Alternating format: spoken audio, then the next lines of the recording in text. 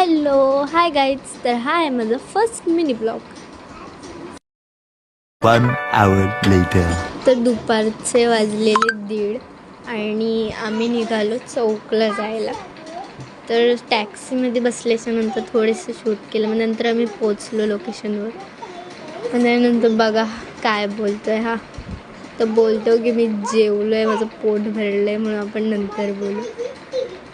तर गाईज ह्याला एवढा घाण मारलाय ना, घे मार मार मार मार मार, जाम घाण मारलाय. आणि आता ह्याच्या पाठी ह्याला सोडतच नाहीये, नुसतं मारतात ते.